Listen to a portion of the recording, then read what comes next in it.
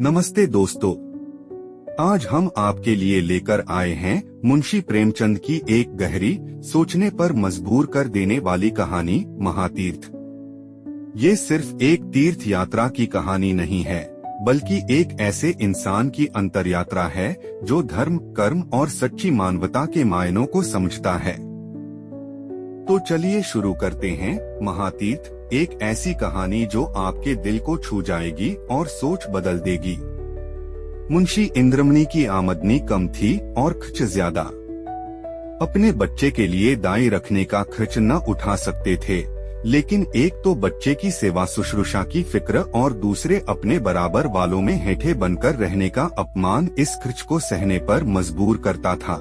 बच्चा दाई को बहुत चाहता था, हरदम उसके गले का हार बना रहता था, इसलिए दाई और भी जरूरी मालूम होती थी।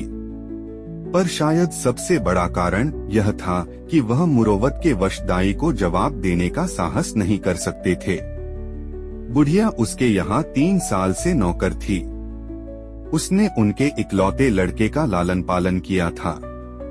अपना काम बड़ी मुस्तैदी और परिश्रम से करती थी। उसे निकालने का कोई बहाना नहीं था और व्यर्थ खुचड़ निकालना इंद्रमणि जैसे भले आदमी के स्वभाव के विरुद्ध था।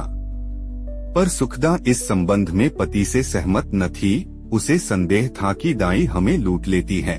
जब दाई बाजार से लौटती तो वह दालान में छिपी रहती कि देखूं आटा कहीं छिपाकर तो नहीं रख देती, लकड़ी तो नहीं छिपा देती।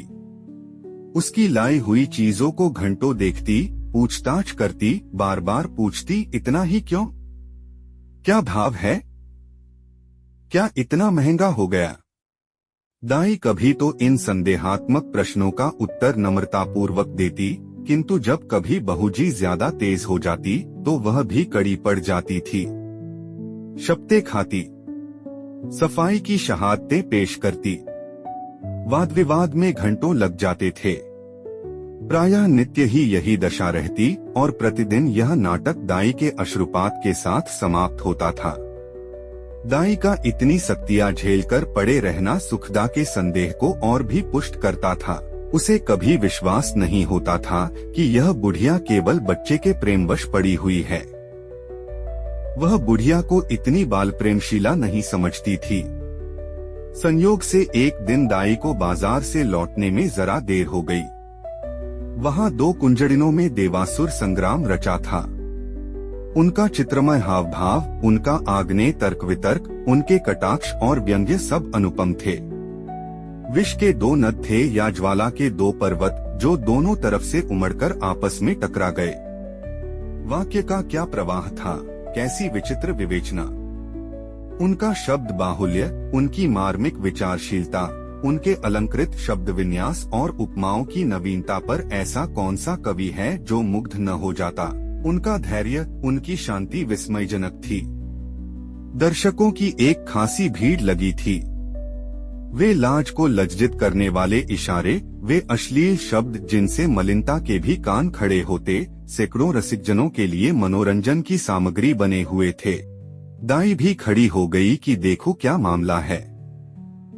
तमाशा इतना मनोरंजक था कि उसे समय का बिल्कुल ध्यान न रहा। एकाएक जब 9 के घंटे की आवाज कान में आई तो चौंक पड़ी और लपकी हुई घर की ओर चली। सुखदा भरी बैठी थी। दाई को देखते ही त्योरी बदलकर बोली, क्या बाजार में खो गई थी? दाई विनयपूर्ण भाव से बोली, एक जान पहचान की महरी से भेंट हो गई। वह बातें करने लगी। सुखदा इस जवाब से और भी चिढ़कर बोली, यहाँ दफ्तर जाने को देर हो रही है और तुम्हें सैरसपाटे की सूझती है। परंतु दाई ने इस समय दबने में ही कुशल समझी, बच्चे को गोद में लेने चली। पर सुखदा ने झिड़ककर कहा, रहने दो, तुम्हारे बिना वह व्याकुल नहीं हुआ जाता। दाई ने इस आज्ञा का मानना आवश्यक नहीं समझा।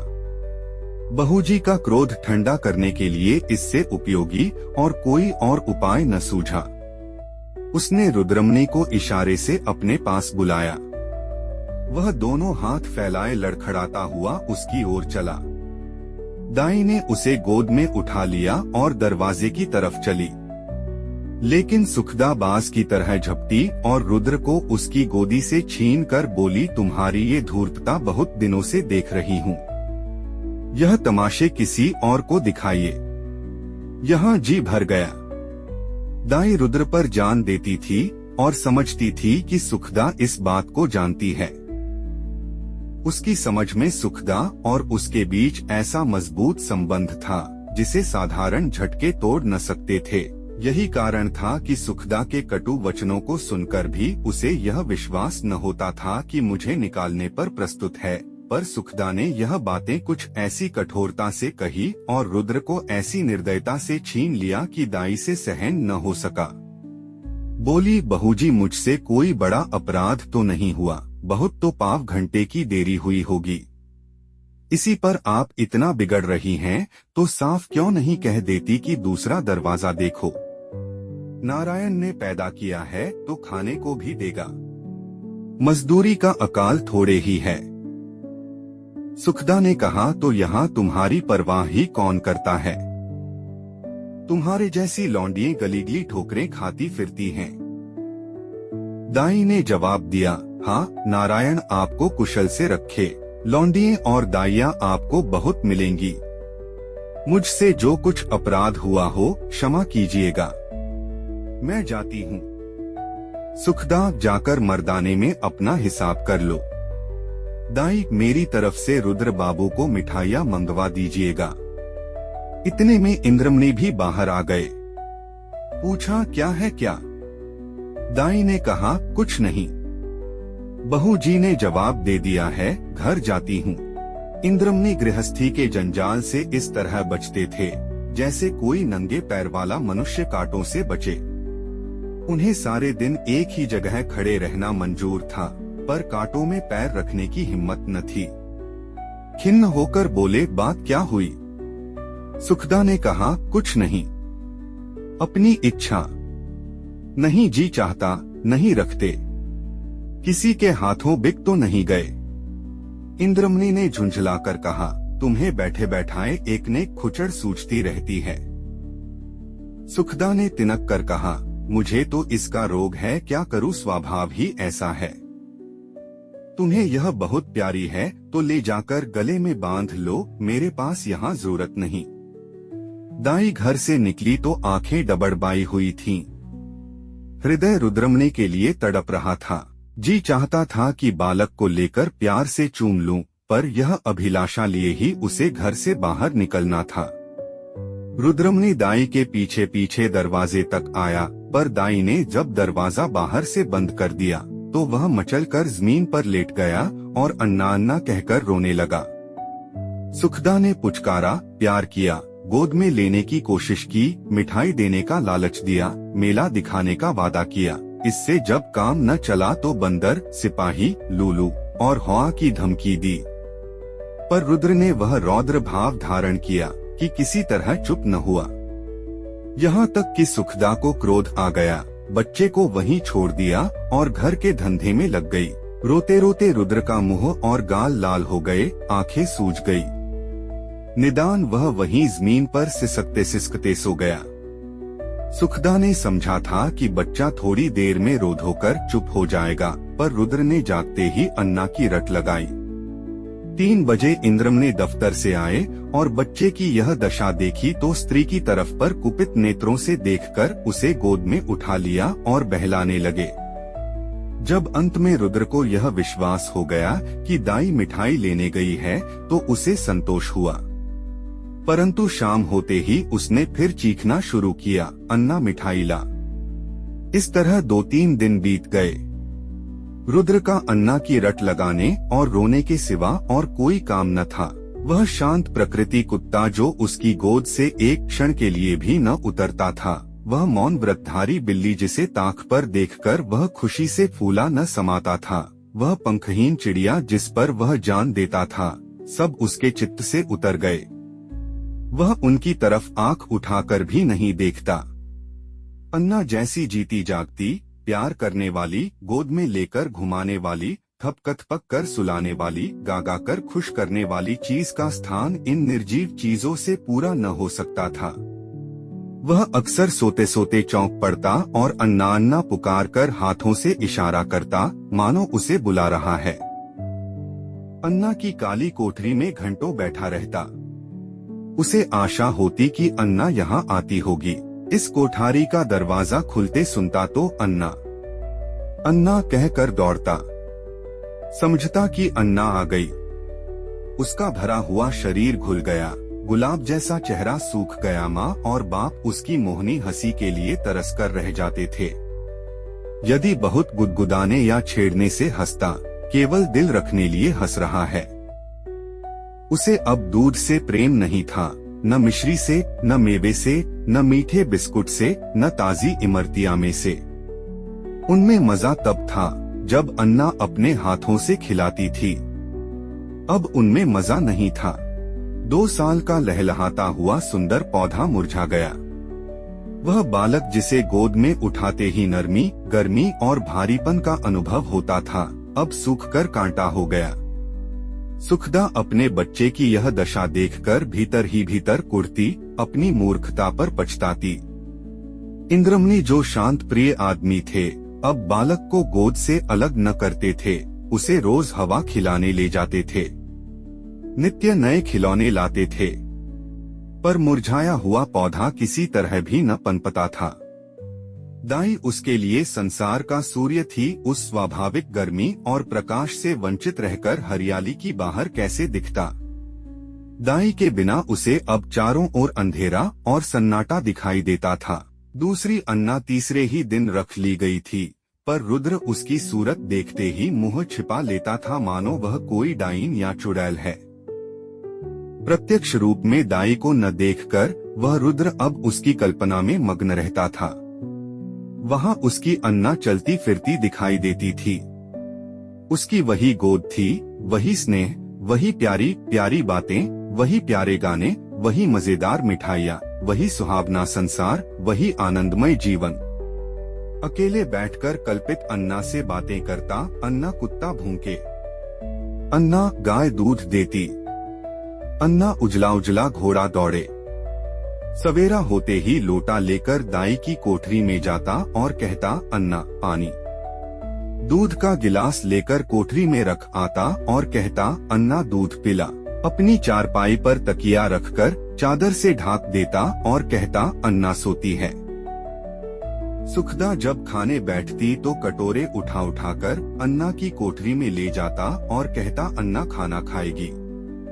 अन्ना अब उसके लिए एक स्वर्ग की वस्तु थी, जिसके लौटने की अब उसे बिल्कुल आशा न थी। रुद्र के स्वभाव में धीरे धीरे बालकों की चपलता और सजीवता की जगह एक निराशाजनक धैर्य का आनंद विहीन शिथिलता दिखाई देने लगी। इस तरह 3 हफ्ते गुजर गए। बरसात का मौसम था। कभी बेचैन करने वाली गर्मी, कभी हवा के ठंडे झोंके। बुखार और जुकाम का जोर था। रुद्र की दुर्बलता इस ऋतु परिवर्तन को बर्दाश्त न कर सकी। सुखदा उसे फलालैन का कुर्ता पहनाए रखती थी, उसे पानी के पास नहीं जाने देती, नंगे पैर एक कदम नहीं चलने देती। पर सर्दी लग ही गई। रुद्र को खांसी और बुखार आने लगा। प्रभात का समय था। रुद्र चारपाई पर आंख बंद किए पड़ा था। डॉक्टरों का इलाज निष्फल हुआ। सुखदा चारपाई पर बैठी उसकी छाती में तेल की मालिश कर रही थी और इंद्रमणि विषाद मूर्ति बने हुए करुणापूर्ण आंखों से बच्चे को देख रहे थे। इधर सुखदा से बहुत कम बोलते थे। उन्हें उससे एक तरह से चिढ़ हो गई थी। वह रुद्र की बीमारी का एकमात्र कारण उसी को समझते थे। वह उनकी दृष्टि में बहुत नीच स्वभाव की स्त्री थी। सुखदा ने डरते डरते कहा, आज बड़े हकीम साहब को बुला लेते, शायद उसकी दवा से फायदा हो। इंद्रमणि ने काली घटाओं की ओर देखकर रुखाई से जवाब दिया, बड़े हकीम नहीं, धनवंतरी भी आवे तो भी उसे कोई फायदा न होगा। सुखदा ने कहा, तो क्या अब किसी की दवा न होगी? इंद्रमणि, बस इसकी एक ही दवा है और अलभ्य है। सुखदा, तुम्हें तो बस एक ही धुन सवार है। क्या बुढ़िया आकर अमृत पिला देगी? इंद्रमणि यदि नहीं समझती हो और अब तक नहीं समझी तो रोगी। बच्चे से हाथ धोना पड़ेगा। सुखदा चुप भी रहो, क्या अशुभ मुंह से निकालते हो? यदि ऐसी ही जलिकती सुनानी है तो बाहर चले जाओ। इंद्रमणि मैं तो जाता हूँ, पर याद रखो यह हत्या तुम्हारी ही गर्दन पर होगी। यदि लड़के को तंदुरुस्त देखना चाहती हो तो उसी दाई के पास जाओ, उनसे विनती और प्रार्थना करो, क्षमा मांगो। तुम्हारे बच्चे की जान उसकी दया के अधीन है। सुखदा ने कुछ उत्तर नहीं दिया। उसकी आंखों से आंसू जारी थे। इंद्रमणि ने पूछा, क्या मर्जी है, जाऊं उसे बुला लाऊं? सुखदा तुम क्यों जाओगे, मैं आप ही चली जाऊंगी।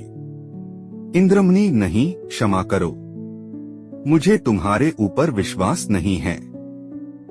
न जाने तुम्हारी ज़बान से क्या निकल पड़े कि जो वह आती भी हो तो न आवे। सुखदा ने पति की ओर फिर तिरस्कार की दृष्टि से देखा और बोली, हाँ, और क्या मुझे बच्चे की बीमारी का शौक थोड़े ही है? मैंने लाज के मारे तुमसे कहा नहीं, पर मेरे हृदय में यह बात बार बार उठी है। यदि मुझे दाई के मकान का पूरा पता मालूम होता तो मैं कभी की उसे मना लाई होती। वह मुझसे कितनी भी नाराज हो, पर रुद्र से उसे प्रेम था। मैं आज ही उसके पास जाऊंगी। तुम विनती करने को कहते हो, मैं उसके पैरों पड़ने को तैयार हूँ। उसके पैरों को आंसुओं से भिगोऊंगी और जिस तरह राजी हो राजी करूंगी। सुखदा ने बहुत धैर्य धरकर यह बातें कही, परंतु उमड़ते हुए आंसू अब न रुक सके। इंद्रमणि ने स्त्री की ओर सहानुभूति पूर्वक देखा और लज्जित हो बोले, मैं तुम्हारा जाना उचित नहीं समझता, मैं खुद ही जाता हूँ। कैलासी संसार में अकेली थी। किसी समय उसका परिवार गुलाब की तरह फूला हुआ था, परंतु धीरे धीरे सब पंक्तियां गिर गई। अब उसकी सब हरियाली नष्ट भ्रष्ट हो गई और अब वही एक सूखी हुई टहनी उस हरे भरे पेड़ का चिन्ह रह गई थी। परंतु रुद्र को पाकर इस सूखी हुई टहनी में जान पड़ गई थी। इसमें हरी भरी पत्तियां निकल आई थी। वह जीवन जो अब तक निरस और शुष्क था, अब सरस और सजीव हो गया था। अंधेरे जंगल में भटके हुए पथिक को प्रकाश की झलक आने लगी थी। अब उसका जीवन निरर्थक नहीं बल्कि सार्थक हो गया था। कैलासी रुद्र की भोली बातों पर निछावर हो गई, पर स्नेह सुखदा से छिपाती थी, इसलिए कि माँ के हृदय पर द्वेष न हो। वह रुद्र के लिए माँ से छिपाकर मिठाइयाँ लाती और उसे खिलाकर प्रसन्न होती। वह दिन में 2-3 बार उसे उपटन मलती कि बच्चा कूप पुष्ट हो। वह दूसरों के सामने उसे कोई चीज नहीं खिलाती कि उसे नजर लग जाएगी। सदा वह दूसरों से बच्चे के अल्पाहार का रोना रोया करती। उसे बुरी नजर से बचाने के लिए ताबीज और गड़े लाती रहती। यह उसका विशुद्ध प्रेम था। उसमें स्वार्थ की गंध भी न थी। इस घर से निकलकर कैलासी की वह दशा थी जो थिएटर में एकाएक बिजली के लैंपों के बुझ जाने से दर्शकों की होती है। उसके सामने वही सूरत नाच रही थी। कानों में वही प्यारी प्यारी बातें गूंज रही थी। उसे अपना घर काटे खाता था, उस काल कोठरी में दम घुट जाता था। रात ज्यों-त्यों कर कटी। सुबह को वह घर में झाड़ू लगा रही थी। एकाएक बाहर ताजे हलवे की आवाज सुनकर बड़ी फुर्ती से निकल आई। तब तक याद आ गया, आज हलवा कौन खाएगा? आज गोद में बैठकर कौन चहकेगा? मान सुनने के लिए जो हलवा खाते समय रुद्र की होठों से और शरीर के एक एक अंग से बरसता था, हृदय तड़प उठा। वह व्याकुल होकर घर से बाहर निकली कि चलूं, रुद्र को देखाऊं, पर आधे रास्ते से लौट गई। रुद्र कैलासी के ध्यान से एक क्षण भर के लिए भी नहीं उतरता था। वह सोते सोते चौंक पड़ती, जान पड़ता रुद्र डंडे का घोड़ा दबाए चला आता है। पड़ोसिनों के पास जाती तो रुद्र की ही चर्चा करती। रुद्र उसके दिल और जान में बसा हुआ था। सुखदा के कठोरतापूर्ण कुव्यवहार का उसके हृदय में ध्यान नहीं था। वह रोज इरादा करती थी कि आज रुद्र को देखने चलूंगी। उसके लिए बाजार से मिठाइयाँ और खिलौने लाती। घर से चलती पर रास्ते से लौट आती। कभी भी 2-4 कदम से आगे नहीं बढ़ा जाता। कौन सा मुंह लेकर जाऊं? जो प्रेम को धूर्तता समझता हो उसे कौन सा मुंह दिखाऊं? कभी सोचती यदि रुद्र हमें न पहचाने तो? बच्चों के प्रेम का ठिकाना ही क्या? नहीं दाई से हिलमिल गया होगा। यह ख्याल उसके पैरों पर जंजीर का काम कर जाता था। इस तरह 2 हफ्ते बीत गए। कैलासी का जी उचाट रहता, जैसे उसे कोई लंबी यात्रा करनी हो। घर की चीजें जहां की तहां पड़ी रहती, न खाने की सुधि थी न पहनने की। रात दिन रुद्र ही के ध्यान में डूबी रहती थी। संयोग से इन्हीं दिनों बद्रीनाथ की यात्रा का समय आ गया। मोहल्ले के कुछ लोग यात्रा की तैयारियां करने लगे। कैलासी की दशा इस समय उस पालतू चिड़िया की सी थी जो पिंजड़े से निकलकर फिर किसी कोने की खोज में हो। उसे विस्मृति का यह अच्छा अवसर मिल गया। यात्रा के लिए तैयार हो गई। आसमान पर काली घटाएं छाई थीं और हल्की हल्की फुहारें पड़ रही थी। दिल्ली स्टेशन पर यात्रियों की भीड़ थी। कुछ गाड़ियों में बैठे थे, कुछ अपने घर वालों से विदा हो रहे थे। चारों तरफ हलचल सी मची थी। संसार माया आज भी उन्हें जकड़े हुए थी। कोई स्त्री को सावधान कर रहा था कि धान कट जावे तो ताल वाले खेत में मटर बो देना और बाग के पास गेहूं। कोई अपने जवान लड़के को समझा रहा था, असामियों पर बकाया लगान की नालिश में देर न करना और 2 रुपए सैकड़ा सूद जरूर काट लेना। एक बूढ़े व्यापारी महाशय अपने मुनीम से कह रहे थे कि माल आने में देरी हो तो खुद चले जाइएगा और चलतू माल लीजिएगा, नहीं तो रुपया फंस जाएगा। पर कोई कोई ऐसे श्रद्धालु मनुष्य भी थे जो ध्यानमग्न दिखाई देते थे। वे या तो चुपचाप आसमान की ओर निहार रहे थे या माला फेरने में तल्लीन थे। कैलासी भी एक गाड़ी में बैठी सोच रही थी, इन भले आदमियों को अब भी संसार की चिंता नहीं छोड़ती। वही वाणिज्य व्यापार लेन देन की चर्चा। रुद्र इस समय यहाँ होता तो बहुत रोता, मेरी गोद से कभी न उतरता। लौटकर उसे अवश्य देखने जाऊंगी। है ईश्वर, किसी तरह गाड़ी चले। गर्मी के मारे जी व्याकुल हो रहा है। इतनी घटा उमड़ी हुई है किंतु बरसने का नाम नहीं लेती। मालूम नहीं यह रेल वाले क्यों देर कर रहे हैं। झूठ मूठ इधर उधर दौड़ते फिरते हैं। यह नहीं कि झटपट गाड़ी खोल दें, यात्रियों की जान में जान आए। एकाएक उसने इंद्रमणि को बाइसिकल लिए प्लेटफार्म पर आते देखा। उनका चेहरा उतरा हुआ था और कपड़े पसीनों से तर थे। वह गाड़ियों में झांकने लगे। कैलासी केवल यह जताने के लिए कि मैं भी यात्रा करने जा रही हूँ, गाड़ी से बाहर निकल आई। इंद्रमणि उसे देखते ही लपककर करीब आ गए और बोले, क्यों कैलासी, तुम भी यात्रा को चली? कैलासी ने सगर्व दीनता से उत्तर दिया, हाँ, यहाँ क्या करूँ, जिंदगी का कोई ठिकाना नहीं, मालूम नहीं कब आंखें बंद हो जाए। परमात्मा के यहाँ मुंह दिखाने का कोई उपाय होना चाहिए। रुद्र बाबू अच्छी तरह हैं। इंद्रमणि अब जा रही हो? रुद्र का हाल पूछकर क्या करोगी? उसे आशीर्वाद देती रहना। कैलासी की छाती धड़कने लगी। घबराकर बोली, उनका जी अच्छा नहीं है क्या? इंद्रमणि, वह तो उसी दिन से बीमार है जिस दिन तुम वहां से निकली। 2 हफ्ते तक अन्ना की रट लगाई। अब 1 हफ्ते से खांसी और बुखार में पड़ा है। सारी दवाइयां करके हार गया, कुछ फायदा न हुआ।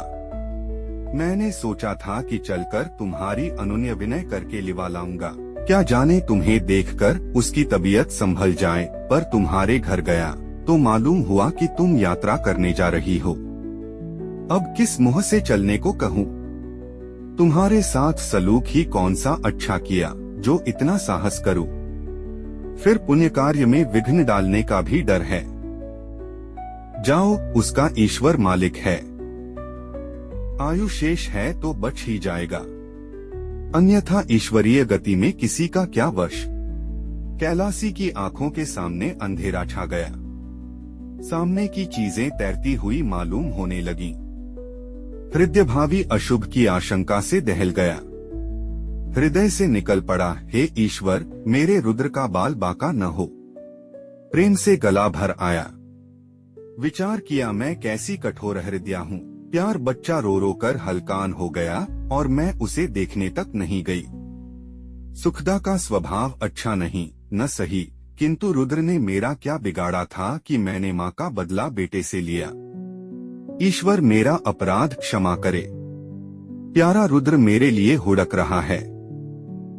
इस ख्याल से कैलासी का कलेजा मसोस उठा था और आंखों से आंसू बह निकले थे। मुझे क्या मालूम था कि उसे मुझसे इतना प्रेम है। नहीं मालूम बच्चे की क्या दशा है। भयातुर हो बोली, दूध तो पीते हैं न।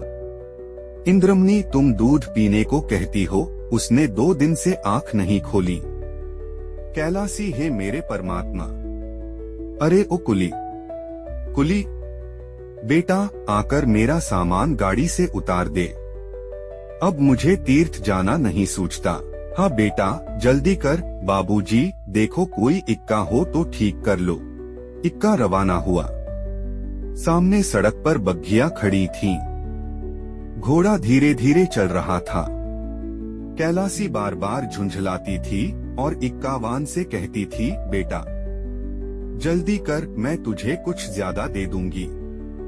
रास्ते में मुसाफिरों की भीड़ देखकर उसे क्रोध आता था। उसका जी चाहता था कि घोड़ों के पर लग जाते, लेकिन इंद्रमणि का मकान करीब आ गया था तो कैलासी का हृदय उछलने लगा।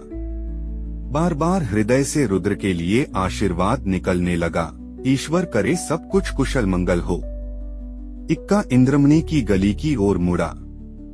अकस्मात कैलासी के मकान में रोने की ध्वनि पड़ी।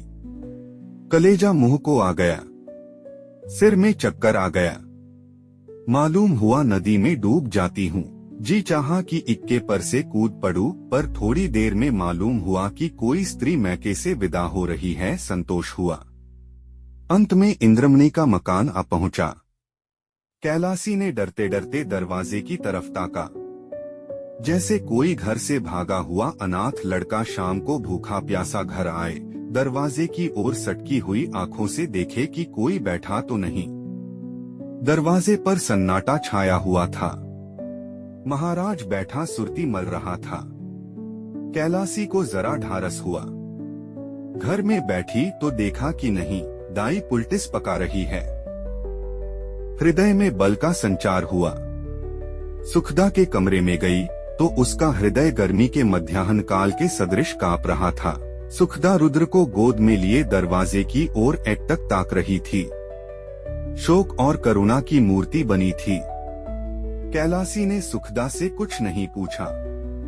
रुद्र को उसकी गोद से लिया और उसकी तरफ सजल नयनों से देखकर कहा, बेटा रुद्र, आंखें खोलो। रुद्र ने आंखें खोली।